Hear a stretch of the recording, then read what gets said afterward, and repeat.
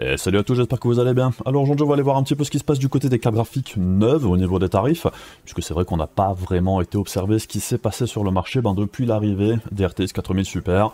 Est-ce que ça a eu un impact comme on pouvait le supposer? Allons voir ça juste après la petite sponsor, allons-y, c'est parti. Vous avez acheté ou monté un nouveau PC, vous avez besoin d'une clé Windows ou de la dernière version d'Office, alors n'hésitez pas à profiter des offres de chez Godil24. Avec par exemple 50% de réduction sur les clés Windows avec le code de la chaîne VCG50, et si vous cherchez la dernière version d'Office ou un bundle Windows plus Office, vous pouvez avoir 62% de réduction grâce au code VCG62. Et sur le site, vous trouverez en bas de la page de l'offre les instructions pour passer commande avec toutes les étapes et comment utiliser leur moyen de paiement par PayPal. Et une fois le paiement validé, en quelques minutes, vous recevrez là où les clés que vous avez commandées par email, ainsi que les instructions pour les utiliser, donc pensez bien à vérifier dans votre répertoire spam, au cas où le mail s'y trouverait, et si vous rencontrez un problème quelconque, n'hésitez pas à contacter l'assistance 24h sur 24, 7 jours sur 7, qui vous accompagnera en cas de problème. Tous les liens seront dans la description de la vidéo et comme d'habitude, merci à vous si vous achetez une clé car ça permet d'aider la chaîne tout en ayant pour vous quelque chose en retour.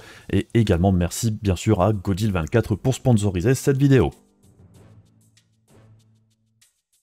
Alors le marché des cartes graphiques, c'est vrai que ça faisait un petit moment qu'on n'était pas allé voir ce qui s'était passé. La dernière fois il me semble qu'on était aux alentours du Black Friday. On avait eu des tarifs quand même assez intéressants dans la période, en fin d'année. Mais on le sait aussi, après cette période-là, la plupart du temps les tarifs sont un petit peu plus hauts qu'avant. Fin d'année oblige, les tarifs sont au plus haut pour redescendre plus tard. Et c'est vrai que début 2024, avec l'arrivée en plus des RTX 4000 Super, ça a un petit peu précipité certains tarifs vers le bas. On a aussi eu une réplique d'AMD au RTX 4000 Super, que ce soit par un replacement tarifaire, mais aussi en sortant de nouvelles cartes. Le lancement mondial de la 7900 GRE, la 7600 XT. Il y a aussi l'effet saisonnier. Maintenant que les fêtes de fin d'année 2023 sont passées, on est dans le 3e, 4e mois 2024. Les tarifs vont baisser tout doucement maintenant jusqu'à cet été, pour probablement arriver au plus bas aux alentours du mois de juillet-août, comme c'est souvent le cas, pour repartir probablement à la hausse après, tout en sachant en plus qu'on risque d'avoir de nouvelles générations de cartes graphiques pour la fin d'année 2024 aussi.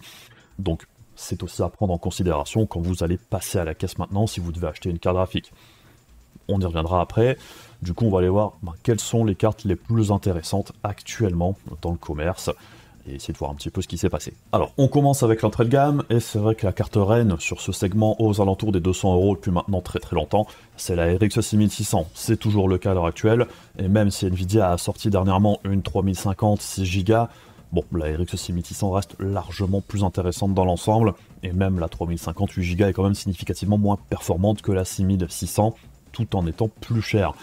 Donc c'est vrai que les 3050 chez Nvidia sont à éviter dans les grandes lignes, à part si on veut absolument certaines fonctionnalités RTX pour le moins cher possible, comme pour l'encodage ou ce genre de truc. Mais une fois qu'on a dit ça, il y a un problème quand même avec la RX 6600 ces derniers temps, c'est que le tarif est assez élevé.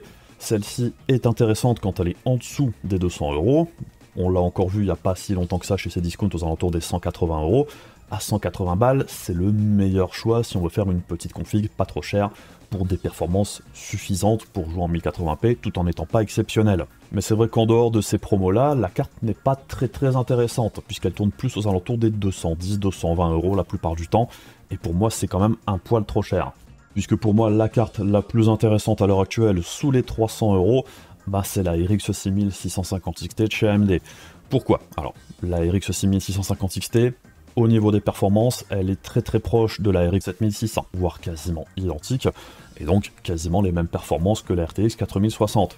Toutes ces cartes-là ont 8 Go de VRAM, c'est juste que la 6650 XT est souvent la moins chère des trois.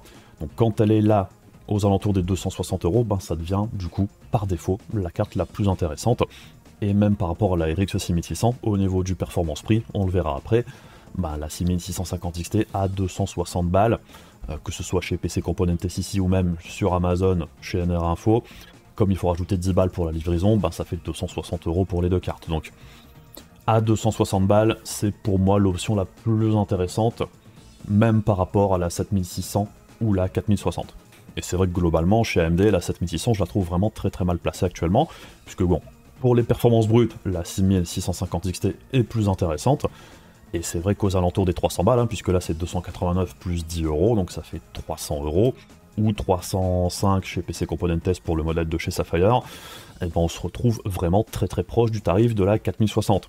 Et c'est vrai que quand il n'y a qu'environ 15-20 balles de différence entre la 7600 et la 4060, bah autant partir chez Nvidia, puisque la 4060 a un meilleur upscaler que la 7600 ou la 6650 XT, et même si l'upscaling en 1080p c'est pas ce qu'il y a de mieux, bah on préférera quand même avoir celui qui offre la meilleure qualité d'image. Sans oublier qu'en plus à la revente et tout ça, bah la 4060 aura probablement des chances de se revendre mieux que la RX 7600. Donc d'un pur point de vue performance-prix, la 6650 XT c'est la plus intéressante. Par contre, c'est vrai que sur le marché, bah on trouve encore la RTX 3060, plus ou moins au même tarif. Ici c'est 290 €. Ben, le gros avantage de la 3060 par rapport à ces trois autres cartes là, c'est qu'elle a 12 Go de RAM au lieu de 8 sur la 6650 XT, la 7600 ou la 4060. Et comme on l'a déjà vu à plusieurs reprises, il y a certains jeux où la 3060, grâce à sa VRAM supplémentaire, aura de meilleures performances que ces trois autres cartes là, et elle vieillira probablement peut-être un petit peu mieux aussi, tout simplement parce qu'elle a plus de VRAM, donc elle pourra probablement afficher des textures de meilleure qualité et tout ça. Donc c'est vrai que la 3060, c'est pas forcément le pire deal qu'on puisse avoir sur ce segment tarifaire là. La grosse différence entre la 3060 et la 4060 par exemple, bah, c'est principalement avec le DLSS 3 Frame Generation et l'encodage de l'EV1. Pour le Frame Generation, bah, comme on l'a vu aussi dernièrement, certains modes permettent d'utiliser le FSR 3 Frame Gen à la place du DLSS 3 Frame Gen, ce qui permet de coupler le DLSS plus le Frame Generation d'AMD, et le résultat est plutôt convaincant la plupart du temps. Donc ça réduit fortement, je dirais, l'avantage de la 4060 par rapport à la 3060, puisqu'en dehors de ça, l'écart de perf est d'environ 10% la plupart du temps, ce qui n'est pas énorme du tout. Donc au global, ben, j'ai quand même une petite préférence maintenant pour la 3060 face à la 4060 si on est un petit peu bricoleur. Alors entre 300 et 400 € maintenant, ben là c'est quand même assez compliqué à l'heure actuelle, puisqu'on retrouve la 7600 XT et comme on l'a vu dans son test, ben elle n'est pas particulièrement intéressante, puisqu'en dehors de ses 16 Go de VRAM, elle brille pas spécialement par ses performances. En plus de ça, ça coûte plus ou moins le même prix que la 6750 XT qu'on trouve encore sur le marché à l'heure actuelle, qui n'a certes que 12 Go de VRAM contre 16 ici, mais elle est plus performante au global. En dehors de ça, chez Nvidia, on retrouve la 4060 Ti 8 Go, et c'est vrai que 8 Go pour à peu près 400 balles, pour moi, c'est pas du tout recommandable, c'est beaucoup trop cher au niveau des performances, puisque même en promotion, je dirais à 385 € pour ce modèle-là, par exemple actuellement sur Amazon, bah, la 4060 Ti, je la trouve quand même difficilement justifiable, puisqu'on a de meilleures alternatives, je dirais, en face. Puisque très clairement, la carte la plus intéressante, je trouve, aux alentours des 400 € à l'heure actuelle, bon, 410 € avec la livraison, bah, c'est la RX 6800 de chez AMD. À 410 €, bah là tout simplement pas vraiment de concurrente, puisqu'elle a 16 Go de VRAM, elle est plus performante que les 4060 Ti 6750 XT, c'est plus ou moins les mêmes performances que la 7700 XT, mais elle a 4 Go de VRAM en plus, pour moins cher, donc très clairement, sur ce segment tarifaire là, tant qu'il en reste encore en stock, c'est la 6800 qui est la plus intéressante. Puisque si on fait un petit tour du côté du Call of Frame, alors on peut voir que ça rejoint un petit peu ce que je disais précédemment. Les cartes les plus intéressantes à l'heure actuelle, c'est la 6650 XT, la 6600, même si à 220 € pour moi c'est trop cher. Vu que c'est la carte la moins performante, faut qu'elle soit quand même significativement moins chère, à 180 €, ce serait ok, à 220 pour moi ça ne l'est pas. Autant partir sur la 6650 XT. Par contre, c'est vrai qu'au-dessus, on passe directement sur la RX 6800. Elle est significativement plus performante que toutes les autres cartes que l'on voit en dessous, et elle est aussi à un tarif beaucoup plus agressif. Et c'est vrai que la 6700 XT ou la 6750 XT à environ 360-370 € à l'heure actuelle, ça n'a pas vraiment de sens par rapport à la 6800 tant qu'elle est encore dispo.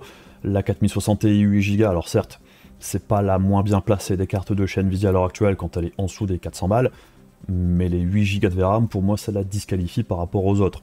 La 4060 à 300 balles, je dirais que c'est un petit peu plus acceptable, mais pas idéal non plus. J'ai une petite préférence pour la 3060, après c'est vous qui voyez. La 7600 XT, pour moi, c'est trop cher pour ce que ça propose, et tout comme les cartes de chez Intel, c'est vraiment beaucoup trop cher à l'heure actuelle pour la 750 ou la 770, puisque 270 € pour la 750, pour des performances assez proches de la RX 6600, c'est juste beaucoup trop cher. Pareil pour la 770, on a des performances équivalentes à la 3060 pour quasiment 400 balles, même si elle a 16 Go de VRAM, ça se justifie pas du tout. Puisque même la 4060 Ti 16 Go est mieux placée à l'heure actuelle sur le performance-prix, malgré le fait qu'elle soit à quasiment 500 balles. Donc les cartes d'Intel, en Europe, en France, c'est vrai qu'au niveau du placement tarifaire, ça fait un moment qu'on le sait, c'est pas bon du tout en dehors de promo. Alors on passe ensuite sur le segment au-dessus, aux alentours des 500 balles, les cartes qui sont un petit peu plus destinées maintenant au 1440p. Alors la 6800, ça reste une carte intéressante, même pour du 1440p, puisqu'elle coûte pas trop cher, hein, 410 €, ça permet de faire du 1440p de manière correcte, mais sans plus. Ce sera pas la meilleure, on le verra après aussi, mais c'est pas un choix à négliger pour autant. On avait vu en fin d'année 2023 la sortie de la 7800 XT, elle s'était tout de suite plutôt bien positionnée au niveau du performance prix. Bon, c'est toujours le cas à l'heure actuelle. Alors, par contre, là, c'est vrai que là, à l'instant T, par exemple, chez PC Component Test, ça tourne aux alentours des 540 €, voire quasiment 550. On a vu la 7800 XT en promotion aux alentours des 500 €. À ce tarif-là, à 500 €, c'est très clairement la carte la plus intéressante d'un point de vue performance-prix. Mais j'aurais quand même beaucoup de mal à mettre plus de 500 € à l'heure actuelle dans une 7800 XT, d'autant plus qu'elle a quand même pas mal de concurrentes maintenant, là où elle était quand même un petit peu toute seule au niveau du performance-prix pendant quelques mois. Puisque comme on l'a vu dernièrement, il y a également la 7900 GRE qui est sortie. Alors il y a par exemple chez PC Component Test la XFX que j'ai testé dernièrement, à 615 €, c'est pas très intéressant. Par contre, on l'a vu par exemple chez LDLC, il y a des promos régulièrement dernièrement, là, aujourd'hui, je ne sais pas si ce sera le cas au moment où je posterai la vidéo, mais par exemple, on peut avoir la 7900 GRE de chez Sapphire, le modèle Pulse, déjà de base, elle est à 600 €, avec un code de réduction, alors là, c'est pas le meilleur code, on avait eu de meilleurs codes de réduction ça dernièrement, ça amène la carte à 565 €. Et là, on est à peine plus cher que les 7800 XT à l'heure actuelle pour une carte plus performante. Et on a même déjà vu la 7900 GRE moins cher que ça, aux alentours des 550, voire un petit cran en dessous. Donc à l'heure actuelle, chez AMD, à 500 € 7800 XT, à 550 7900 GRE. Au-dessus de ça, personnellement, je les achèterai pas ou j'attendrai des promos. À part si vous pouvez pas attendre, bien évidemment. Alors après, chez Nvidia, on retrouve toujours la RTX 4070 normale, je dirais la 4070 classique, originelle, qui n'a pas disparu du marché, puisque même si la 4070 Super est sortie, la 4070 continue d'exister. Le problème de la 4070, c'est qu'elle a baissé de tarif, mais pas suffisamment à mon goût. Alors après, on sait, les cartes d'Nvidia seront toujours plus chères que les cartes d'AMD, mais je trouve que la 4070, que ce soit par rapport à la 7800 XT ou la 7900 GRE, et même par rapport à la 4070 Super, je trouve la 4070 mal positionnée. Puis comme on peut le voir ici, la 4070 est la moins performante, je dirais, de ces quatre cartes-là. Elle est à 550 €, soit plus ou moins le même tarif que la 7900 GRE à l'heure actuelle. Et c'est vrai qu'au même tarif, j'ai quand même une préférence pour la 7900 GRE. Pareil, par rapport à la 4070 Super, on la trouve pour 50 balles de plus. Ça fait à peu près 10% d'écart au niveau du prix, pour 15-20% de performance en plus. La 4070 Super, d'un pur point de vue performance-prix, est toujours plus intéressante la plupart du temps que la 4070. Donc en dehors de contraintes budgétaires fortes, je dirais que c'est toujours plus intéressant de partir sur la 70 Super que sur la 4070 tout court. Donc c'est vrai que si vous voulez une carte de chez Nvidia, alors ici on est chez Amazon Allemagne, c'est eux qui ont les meilleurs prix à l'heure actuelle, c'est la 4070 Super la plus intéressante. Pour autant, le modèle de chez Zotac que l'on voit ici, c'est pas le plus discret du tout. C'est une carte relativement bruyante, des différents retours, même si par exemple sur mon Discord j'ai plusieurs personnes qui l'ont acheté, ils en sont contents dans l'ensemble. Alors après tout le monde n'a pas les mêmes exigences au niveau du bruit, il y a certains qui vont pouvoir se contenter de ce type de carte, il y en a d'autres qui voudront quelque chose d'un petit peu plus discret. Chez PC Component Test par exemple, on peut trouver ce modèle de chez Asus, la 4070 Super, la Dual, qui est apparemment très bonne au niveau du système de refroidissement, à 645 € livré. Donc si vous cherchez quelque chose de plus silencieux, et que vous voulez absolument du Nvidia et une 4070 Super, ce modèle Dual, c'est probablement la plus intéressante à l'heure actuelle. Elle est un petit peu moins chère que la Founders Edition, ça offrira les mêmes performances en jeu, et elle est probablement même un petit peu plus silencieuse que la FE celle-ci. En ce qui me concerne, si je vais acheter une carte graphique à l'heure actuelle, j'irai pas au-dessus de ces cartes-là. Tout simplement parce que là, on va maintenant arriver sur des cartes qui offrent de meilleures performances, mais qui sont aussi significativement plus chères. Donc le performance prix n'est pas linéaire. Quand on passe maintenant au-dessus, on va payer beaucoup plus cher les performances en plus. Alors après, si vous voulez absolument une carte qui va tenir un petit peu plus longtemps dans le temps, machin, tout ça, c'est vous qui voyez, c'est votre argent. Moi je dis juste que personnellement, j'irai pas au-dessus de tout ce qui est 4070 Super ou 7900 GRE chez AMD. Pour moi au-dessus, alors certes les cartes sont pas mauvaises du tout, elles ont de très bonnes performances aussi, certaines d'excellentes performances, mais on va le payer très cher.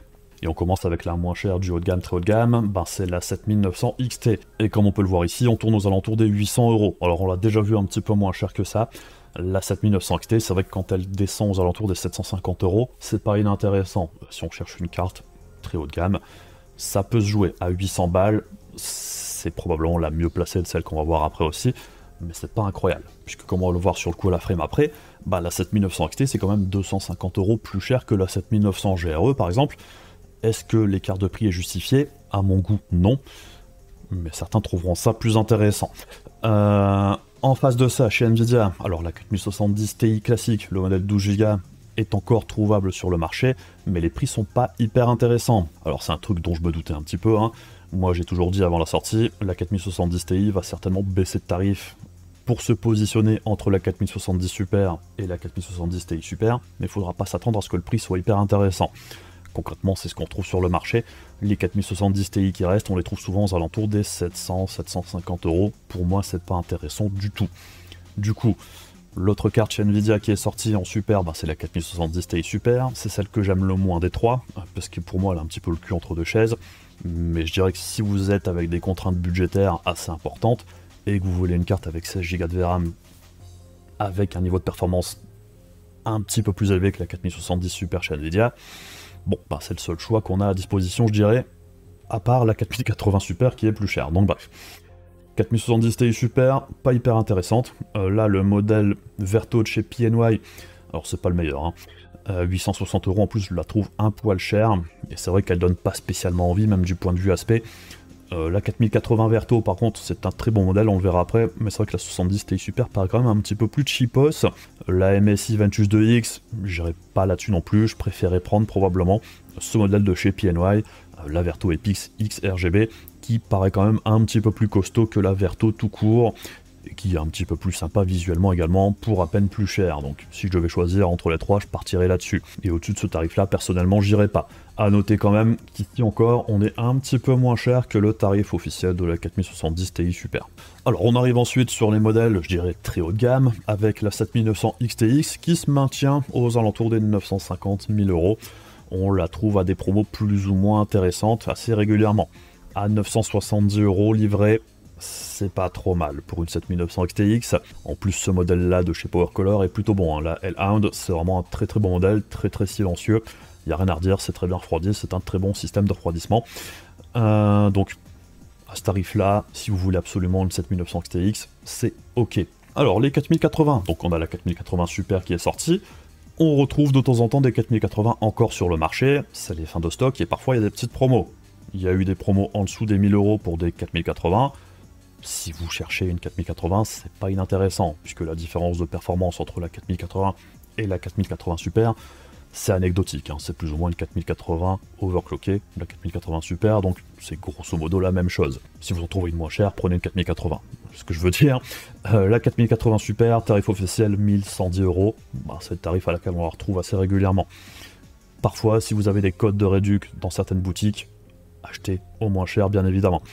Après, la plupart des modèles custom de 4080 sont très corrects, sont très suffisants. Même des cartes comme cette Verto de chez PNY, elle fait le taf. C'est bien refroidi, c'est pas bruyant, elle est plutôt discrète, il n'y a rien à redire. Je sais que c'est des marques qui font un petit peu peur, pour une raison qui m'échappe, ou qui sont pas hyper réputées. Mais le modèle ici de chez PNY est très très très correct. En dehors de ça, après, bon, on va monter au niveau du tarif. Pour moi, c'est moins intéressant, mais si vous voulez une carte avec un petit peu plus de RGB, on retrouve encore ici la Verto Epix X de chez PNY. Et c'est vrai qu'en ce qui concerne tout ce qui est MSI et compagnie, c'est tout de suite un petit peu plus cher, même si la 4080 Gaming X Slim, ça peut valoir le coup, si vous voulez absolument une marque un petit peu plus connue pour la revente plus tard, par exemple. Bien évidemment, une MSI coûtera probablement toujours un petit peu plus que des marques un petit peu moins connues.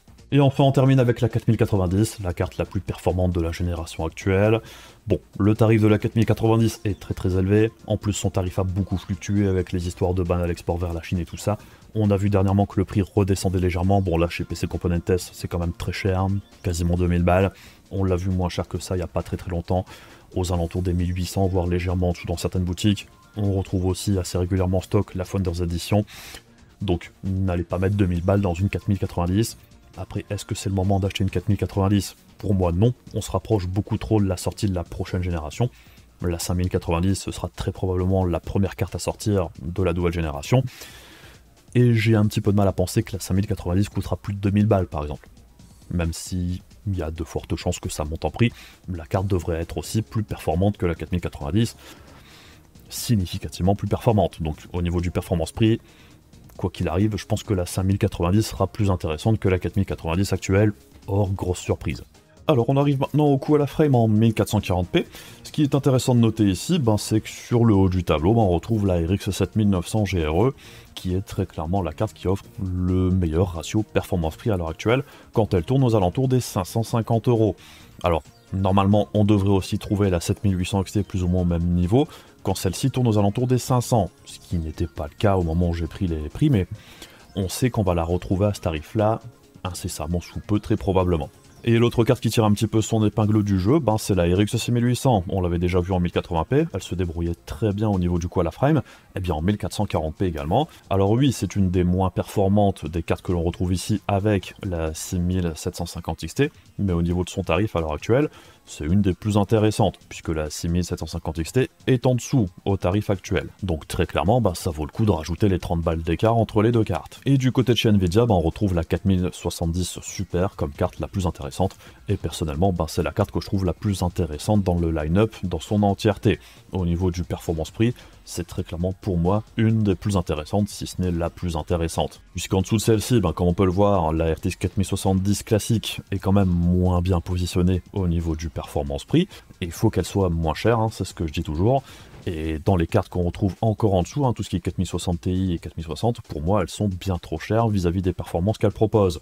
Il n'y a vraiment que la 4070 Super qui est un petit peu plus équilibrée.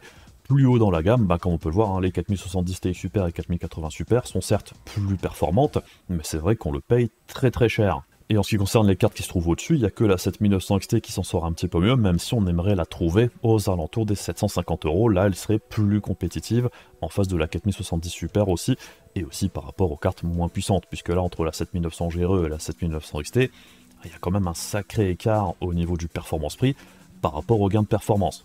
Donc que ce soit chez Nvidia ou chez AMD, les cartes les plus intéressantes, c'est effectivement tout ce qui est 7900 GRE, 7800 XT, 4070 Super. Au-dessus, c'est un petit peu plus compliqué.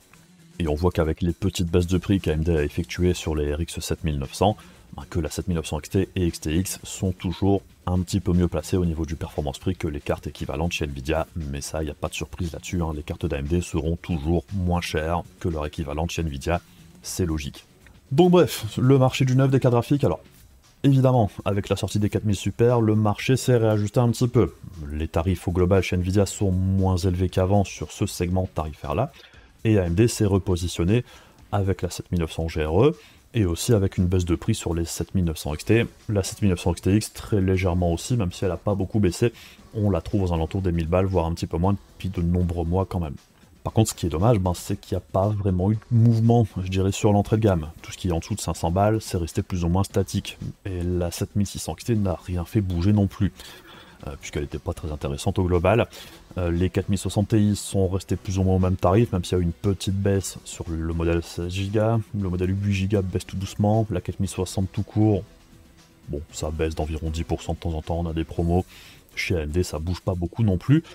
Donc du coup, c'est la RX 6800, comme on l'a vu, qui est la plus intéressante, je dirais, aux alentours des 400 €. La 7700 XT, on n'en a pas parlé, mais c'est vrai qu'elle a un petit peu baissé de tarif aussi. Petit à petit, elle arrive aussi aux alentours des 400 balles. Malheureusement, la 6800 reste plus intéressante à mon goût, tout simplement parce qu'elle a plus ou moins les mêmes perfs, et elle a plus de VRAM, et elle est au même prix, voire moins cher. Donc tant qu'il en reste, autant partir sur la 6800. Alors après, si vous voulez acheter une carte graphique, j'ai envie de dire, faut gâter les promos. C'est vraiment ce qui se passe le plus ces derniers temps, c'est qu'il n'y a pas vraiment de baisse de prix forte, mais on trouve des promos très régulièrement. On a des baisses de tarifs qui sont parfois intéressantes. Là, on voit que la 7800 XT en neuf, ça tourne aux alentours des 530, 540 dans la plupart des boutiques, au tarif normal, mais c'est vrai qu'on la voit de plus en plus en promo aux alentours des 500 balles. N'achetez pas la carte si elle est à 550. Quelques jours plus tard, vous pourriez la trouver pour 50 balles moins cher. Pareil pour la 7900 GRE, tarif officiel 610 balles, on la trouve très régulièrement aux alentours des 550, 560, donc n'achetez pas la carte à 600 balles et plus. Et en ce qui concerne les cartes d'NVIDIA, c'est pareil, les promos sont un petit peu moins marquées, sont un petit peu moins fortes, mais il y a des promos très régulièrement aussi. Donc n'achetez pas ou évitez d'acheter les cartes au tarif MSRP autant que faire se peut, essayez de les trouver en promo, la plupart du temps vous pourriez avoir une petite réduction qui est toujours bonne à prendre. Alors après, au global aussi, au niveau saisonnalité, comme on va arriver vers l'été de plus en plus rapidement maintenant, les tarifs vont baisser petit à petit aussi.